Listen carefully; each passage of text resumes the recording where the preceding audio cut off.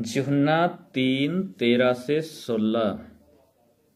कोई स्वर्ग पर नहीं चढ़ा, केवल वही जो स्वर्ग से उतरा, अर्थात मनुष्य का पुत्र जो स्वर्ग में है।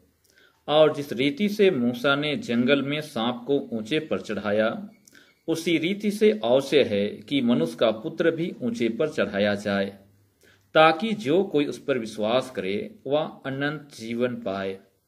क्योंकि परमेश्वर ने जगत से ऐसा प्रेम रखा कि उसने अपना इकलौता पुत्र दे दिया, ताकि जो कोई उस पर विश्वास करे वह नष्ट ना हो, परंतु अनंत जीवन पाए। आमीन। परमेश्वर के जीवित वचन में हम यहाँ पर ध्यान करते हैं तो ये विषय एक इतिहास का वर्णन के तहत आगे बढ़ाया गया है। इस पवित्र वचन में यीशु मसीह निकोदेमुस से बातें कर रहा है और ये बातें नया जन्म के संबंध में है। यहूदियों का एक अगुआ होने के नाते भी जब निकोदेमुस इस विषय को नहीं समझ रहा था तो यीशु मसीह उससे कहता है, यदि मैं जगत की बातें तुमसे कहूं और तू समझ नहीं पाएगा, और वैसी घड़ी में यदि मैं स्वर्ग की बातें कहूं तो तू कैसे समझेगा। इसी विषय को समझाने के लिए यहां पर यीशु मसीह उसको ये सुंदर इतिहास का विषय वस्तु यहां पर प्रस्तुत करते हैं, जैसे कि खुद अगुवाई करता है। और ये इस्राएलियों का एक सुंदर यात्रा के क्रम में जो घटनाएं घटित हुई थीं। इस घटना में ये हुआ था कि जब इस्राएली लोग मिस्र से कनान देश की यात्रा में आगे बढ़ रहे थे, उस समय बहुत सारे जहरीले सांप उस यात्रा में आगे बढ़ने वालों को डांस लिए और बहुतों ने वहीं पर अपना दम तोड़ दिया। और ऐसे घड़ी में जो बुजुर्ग लोग थे, ये परमेश्वर के दास मूसा के पास चले आए और उनसे कहते हैं कि हमने तेरे विरोध में गुनाह किया है, परमेश्वर के विरोध में गुनाह किया है, हमको जहरीले सांप डस रहे हैं, हम हरे को तू माफ कर दे, हम हरे को उनसे तू बचा। तो ईश्वर से प्रार्थना कर। ऐसे घड़ी में मूसा ईश्वर पिता से बातें करता है, उनसे प्रार्थना करता है और जहरीले सांप के डांसने से बचाने के लिए ईश्वर मूसा को एक पीतल का सांप बनवाता है और उसको ऊंचे पर चढ़वाता है, ताकि जिसको भी जहरीले सांप डस ले, यदि वो पीतल के सांप को विश्वास की आंखों से देख ले तो उनसे वो बच सकता था। जबकि ये जहरीले सांप उनके मध्य से हटाए नहीं गए, लेकिन उनसे बचाव का एक सुंदर उपाय किया गया।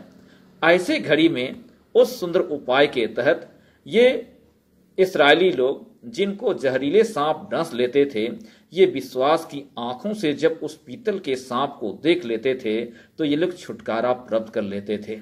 वैसे आज के पवित्र वचन में यहाँ पर हम लोग देख पाते हैं कि जगती जीवन पाप के विष से भरा हुआ था, और वैसे कहें तो परमेश्वर इस जगती जीवन से प्रेम किया, जिस दुनिया में सदैव मार पीट, लड़ाई झगड़ा, हत्या, व्यभिचार इत्यादि गंदे काम होते हैं। क्या इसी दुनिया से प्रेम किया? हाँ, ईश्वर इसी दुनिया से प्रेम किया, और इसी दुनिया से प्रेम करने के लिए ही उसने एक सुंदर तैयारी की, और उस अनंत जीवन की तैयारी के लिए अपने प्रिय पुत्र यीशु मसीह को इस जगती जीवन में भेजा, ताकि लोग उस पर विश्वास करें।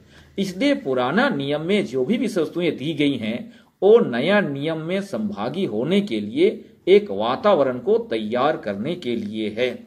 वैसी घड़ी में यीशु मसीह क्यों इतना विशिष्ट हुआ, इतना महान हुआ, जो परमेश्वर का प्रिय पुत्र है, जो इस पापी जगत में पैदाइश हुआ। क्योंकि यीशु मसीह का जन्म को देखते हैं कि एक लंबे अरसे से उसकी नबूवत की गई थी और सही समय पर वो इस जगती जीवन में पैदाइश हुआ।